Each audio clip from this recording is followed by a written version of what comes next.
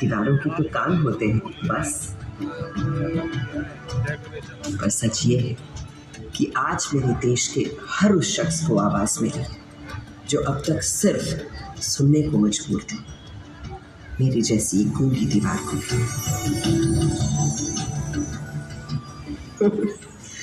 ऐसा नहीं कि सुनहरा समय मेरी मातृभूमि ने पहली बार देखा।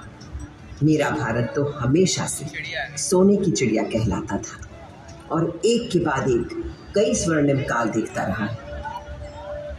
अब मेरी जन्म कुंडली ही देख लीजिए।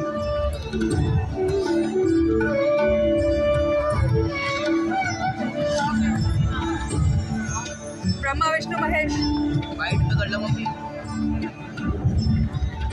जिस सुनहरे समय में मेरा जन्म हुआ था, उस वक्त मेरे आसपास छेनी, हथौड़ी, संग तराशू, पत्थर कटोरी, ठक ठक ताल थी और संत कवियों के शहद से सुर, उस रसधार को बहाने वाले पूरे भारत भर से अनेकों कवि थे।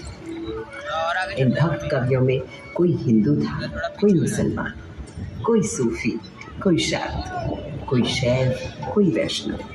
सबके आराध्य अलग अलग थे, भाषा अलग, पर सबकी भक्ति में एक ही परमात्मा, एक ही ब्रह्म, एक ही ओंकार के दर्शन सारे देश को हो रहे थे।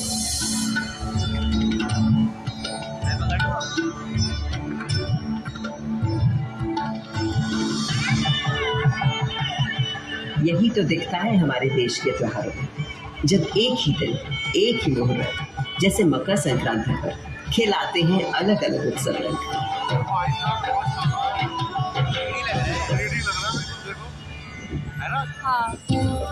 इस लाल किले को बनवाया था मुगल शहंशाह शाहजहां ने। बलुए पत्थरों से मुझे गढ़ा गया था और इस मजबूती से कि 400 साल बाद आज भी मुझे हिलाना नामुमकिन है।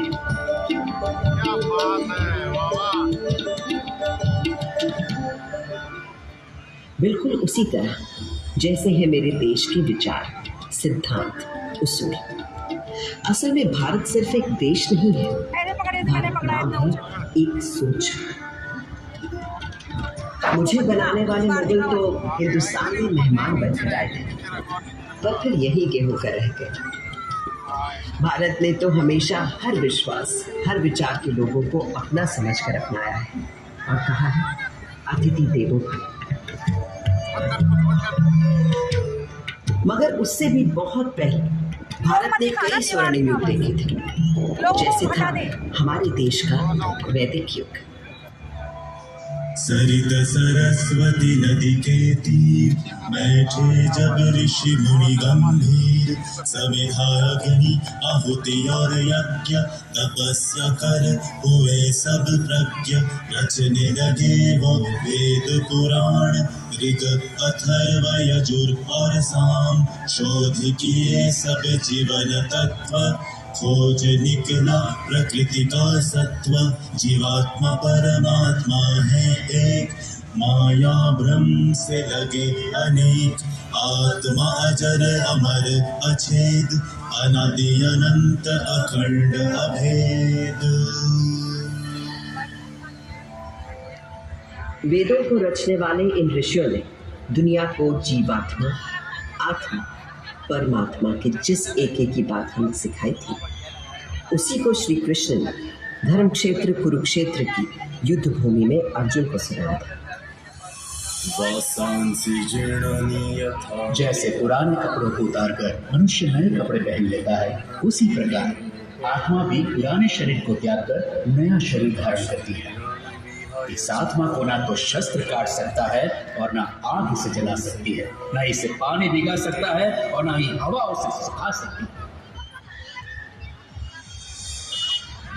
तब से आज तक आत्मा की संस्कृति भी भारतीय संस्कृति की आत्मा है और ओम की ध्वनि उस परम ब्रह्म का स्वर।